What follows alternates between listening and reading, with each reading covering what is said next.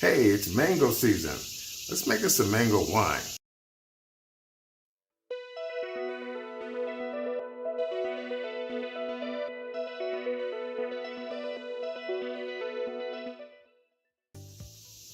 Hi, I'm Charles, and welcome to DIY Fermentation, your site for doing fermentation on a shoestring budget. Of course, as always, if you like what you see here, please click on the subscribe button, and I will try and do one of these on a more regular basis.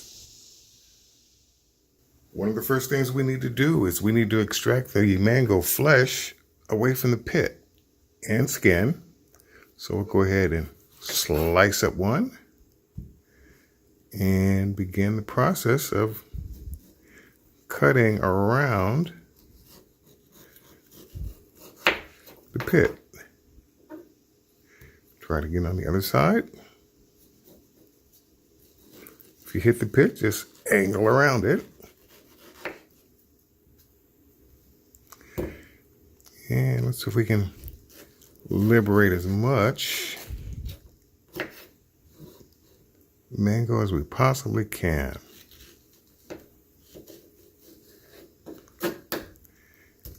There we go.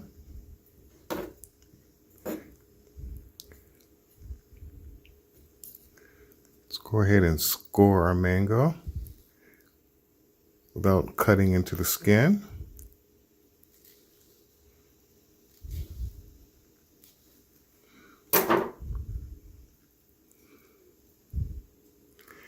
And then we can extract the mango pieces rather easily at this point.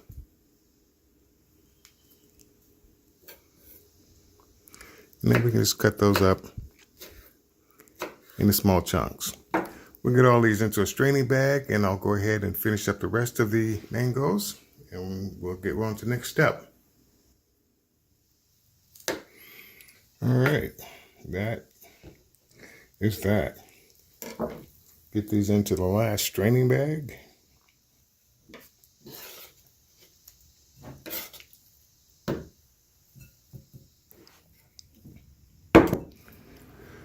Let's go ahead and rough chop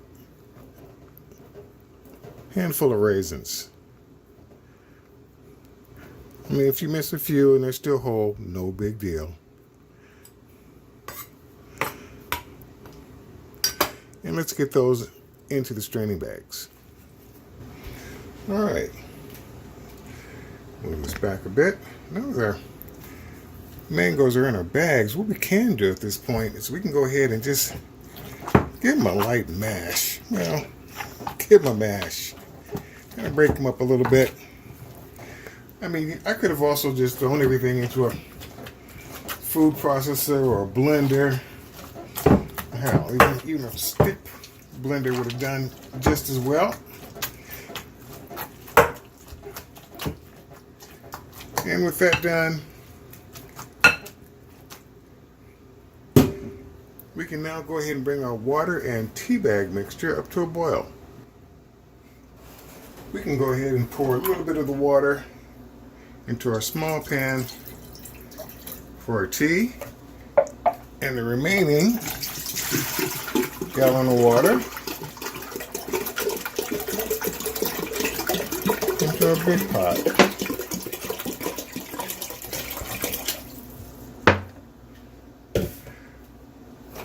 Turn this on medium, turn the big one on high. We can go ahead and drop in our tea bag. Go ahead and give that a cover. And we can just go ahead and cover our big pot, and let's just wait for that to boil. One.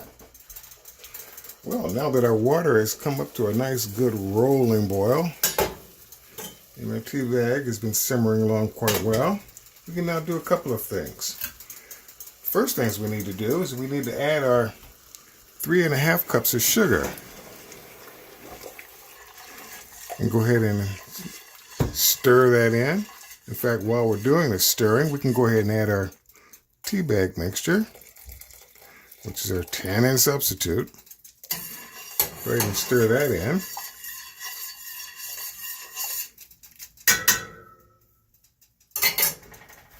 since we're at it, we can also add our acid blend / lemon juice / whatever will do the job.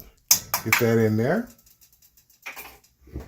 And last but not least, we can go ahead and start adding our mango pulp. Get that in there. Get that in there. No point in wasting any of it. Get that in there.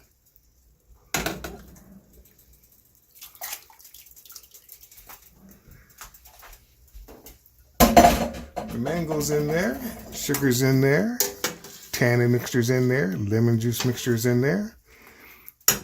Got our raisins in there as well, which is acting as, whether you like it or not, our yeast nutrient. We can now go ahead and let this come down to room temperature. I'm going to turn off the stove first to make it a whole lot easier for it to do that. And we will now wait for it to come down. All right. Now that the mango juice has come down to room temperature, I did a quick gravity reading. And I'm coming in at 1.070, which is going to be pretty, not high enough, because we're talking about an alcohol level of about really less than 10%. I think I want something just a little bit stronger than that. So I'm going to add a half a cup of sugar and then take another reading.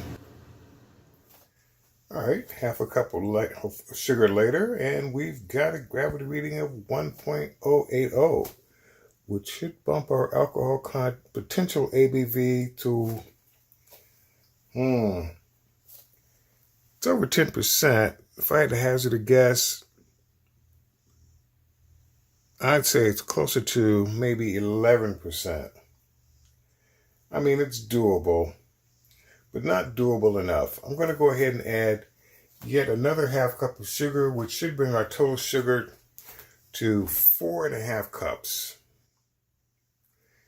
With the addition of that second half of cup of sugar, we're now at 1.090, which is more reasonable. If I can turn this around, that should give us a potential ABV of about...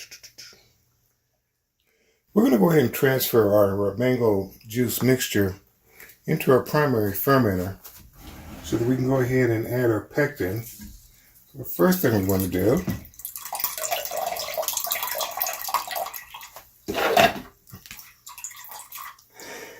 is transfer our mango pulp.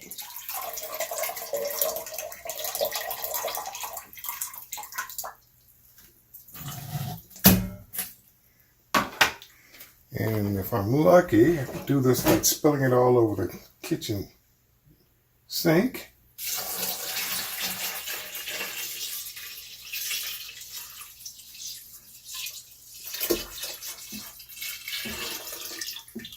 There we go. Put that aside. Now I want to add about 3/4 of a teaspoon. I'm sorry. 3/4 of a tablespoon of peptic enzyme so that it can go ahead and start the process of breaking down some of that pulp a bit more, extracting a bit more juice in the process. And when we rack it into secondary, to help speed up the process of clearing the wine. Give that a little stir.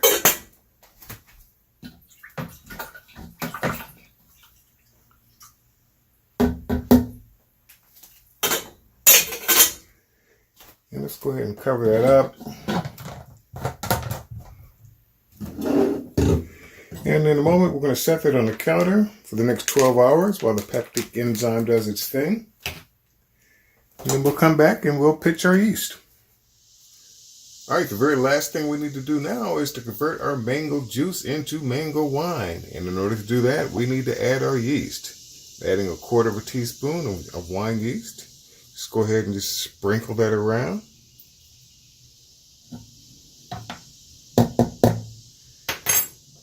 Put your cap back on.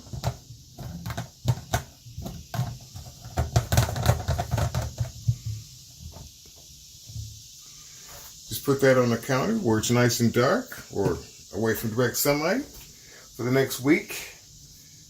Give it a stir once a day. After that, go ahead and do your first rack. And then after that, once again, you want to rack it every 4 to 6 weeks until your wine is clear and you're ready to drink. 6 months to a year. More emphasis on that year part, and your wine is ready to go. 8 months ago, we started doing a batch of mango wine in preparation for the 6-month tasting. Well, 8 months later, it's now time to do that tasting. Also, all of the intervening steps between primary fermentation and bottling, you can find those on my channel page under playlist under winemaking process. Now then, let us begin. Okay, first of all, apologize for not doing it at the 6-month mark, but the mango wine that we're tasting today, well, let's just be honest, it just got overlooked.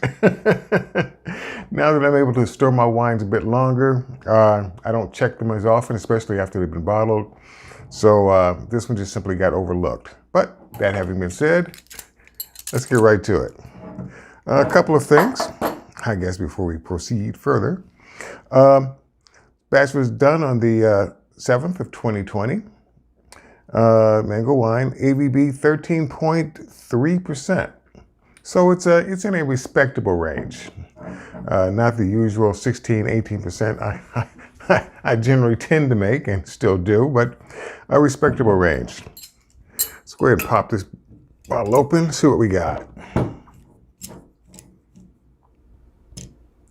You know, at some point, I am going to start using a regular waiter's corkscrew, okay? But as long as this one is still doing the job, I'm going to still continue to use this one. Oh, that's such a sweet sound. Okay.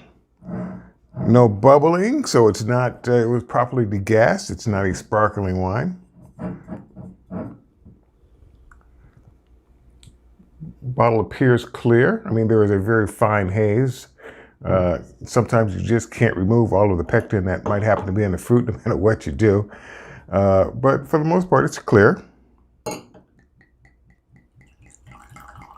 The wine has been back sweetened at the time of bottling, so I don't have to worry about any surprises there. It's a pretty big glass for a tasting, but since I'm going to drink the bottle anyway, it doesn't really matter. All right, what do we have? Color, again.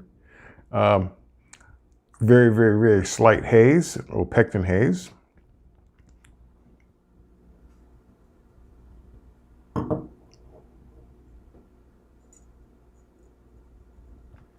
Two things. One, you can smell the mango a little bit, and you can smell the alcohol a little bit, okay? It's definitely in there. So I think at the time I used 3 pounds of fruit when I made this, back when I was making wine with the minimum amount of fruit necessary. These days I use 4. At some point when this channel becomes successful, I'm rolling in YouTube dough, I'll use 5. But no, 3 pounds of fruit was used in the production of this wine.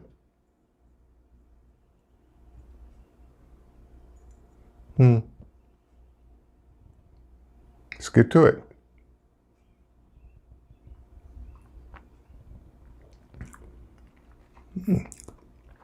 Nice big swallow.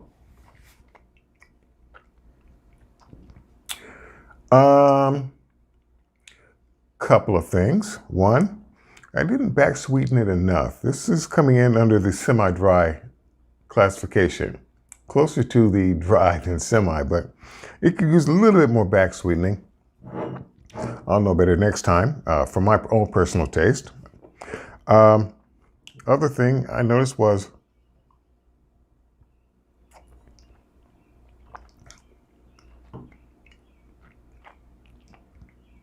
the mango flavor is light. I mean, it's not non-existent, but it's definitely light. Wine has a slight tang to it.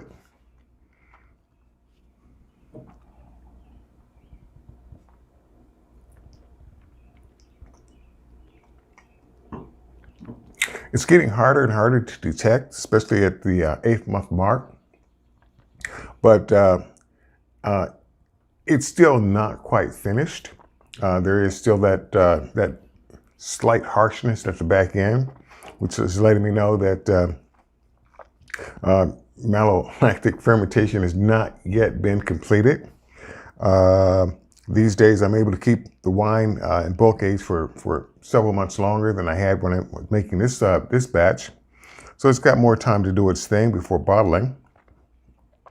Even bottle aging is 8 months. It's still not quite ready. At 12 months,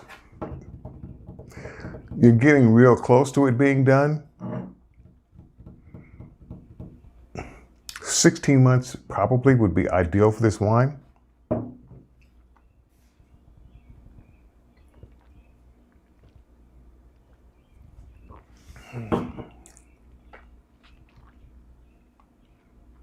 I don't know if that was because I was thirsty or if it was that good. Nope, flavor is a bit light. I like that little tang at the end. So apparently the amount of lemon juice that I was using for the acid blend was just right for my taste. Somewhere between half a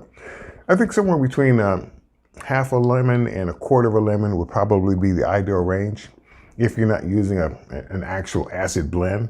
But if you are using the lemon technique, yeah, quarter of a lemon to half a lemon would be just about right. That's where I'm getting that tang from. Again, the mango flavor is still very, very light. If I were remaking this wine, I would probably, I would probably go with 4 pounds of mangoes to bring out just a little bit more of that mango flavor. I mean, it's not bad for a white wine.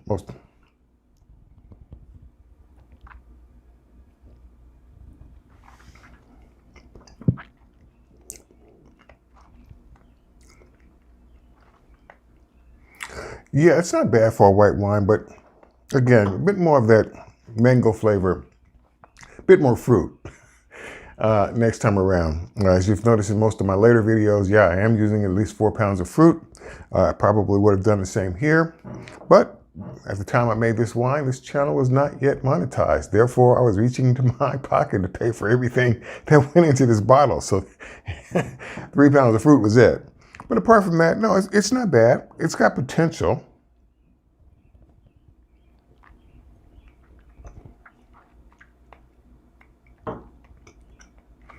Is it the first thing that I would reach for? Depends on what I'm having to eat at that particular time because of the lightness of the flavor. I think what I'm going to do in the original video or in the original ingredients listing that I have in the original video, I will probably recommend 4 pounds of fruit. I'll go ahead and make that change to the ingredients list. And of course, at the end of this video, there will be a link back to the original video, as there will be a link to this video in the original video.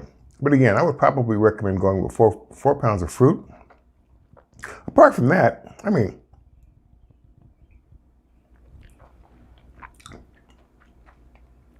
it's not bad. What does it remind me of? A Sauvignon Blanc, a little bit. Tad bit sweeter, but yeah, that's kind of what it reminds me of as a white wine. But again, short video. Again, I am an Amazon affiliate, so all of the items that I use in the making of this wine, you can find links to those in the comment section below. And for a mango wine, it's not bad. I mean, it's not great, but it's not bad. Would I make it again? At 8 months, it's kind of hard to say. Kind of, sort of, probably would make it again, but definitely would use an extra pound of fruit when I do it. So there we go. Mango wine, 8-month taste testing. And I'll see you in the next video.